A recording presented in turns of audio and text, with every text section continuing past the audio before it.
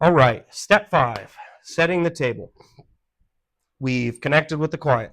We've educated them. We've explained how whole life works. We've given them the 5 bullet points. Okay, last question we ask is, hey, Mary, does all that make sense how it's structured? Is there anything I didn't explain well enough? No. Perfect. Okay, now here's the process. If you want to submit a request and see if you can actually get covered, what I'm going to do is ask you about 90 seconds to a couple minutes of health questions. Okay. That'll allow me to do my underwriting and shop around all these different carriers with you. Here in a few minutes, we'll be able to figure out based on health who's going to be the best fit and the cheapest for you.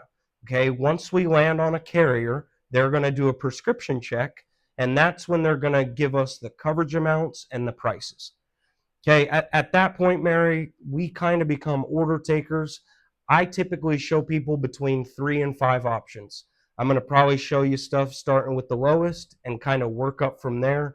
So at the very least, you have kind of an idea and can get a range.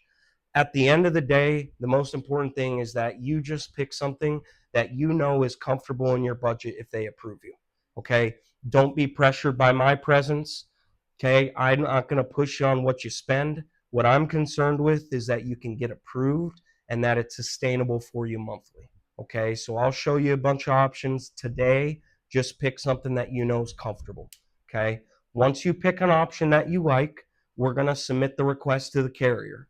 We should get an answer on the spot in about 10 minutes if you're approved or not. Okay, if God willing, we get approved, you are covered. If something were to happen tonight, you're covered. I'm going to email you over a bunch of paperwork and brochures before we get off the phone. And then in about a week and a half, you're going to get a copy of your policy in the mail. Please, at that point, sit down, read it, look over everything, make sure I spelt stuff right. If you want to make any changes, we can always come back and adjust coverage. We can add to it. We're not stuck with what you get approved with. Okay, but I just want to be very clear.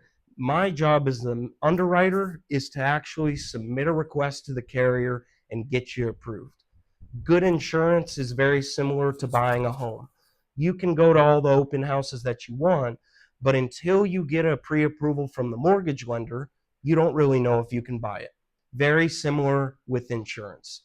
Okay, today, if we stay on the phone, we are submitting a request to the carrier and we are going to get this covered. We can always adjust and do whatever we need to down the road. Does that make sense? Okay, and then lastly, not to waste your time or mine, when we're filling out and submitting the application, it's the insurance carrier is going to need all of the basic personal info just like normal: name, date of birth, address, social, and then at the end of the app they're going to need the account and routing number so they know where to draft premiums from every month if approved. Does that make sense? Are you good with that? Do you have any issues with that? Or I like to say, are you comfortable with all of that? If they say yes, you're good, right? Because you need to get an agreement.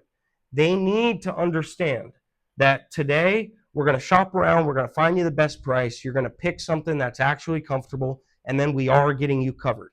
We're going to know immediately if you're approved, but don't waste my time. If we stay on the phone, we are submitting this request and getting you approved.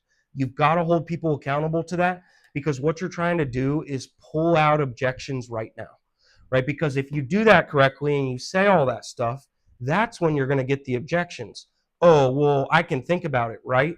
Or, oh, well, I'm just really looking for prices, or I don't really make decisions on the first day, right? But the difference is you're going to get those objections in the first 10 minutes of the call instead of getting them when you ask for the banking 25, 30 minutes into the call.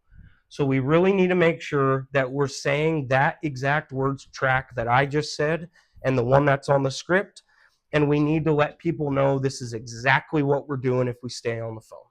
If you do that correctly, you're going to avoid so many objections and you're going to actually start submitting applications and making money.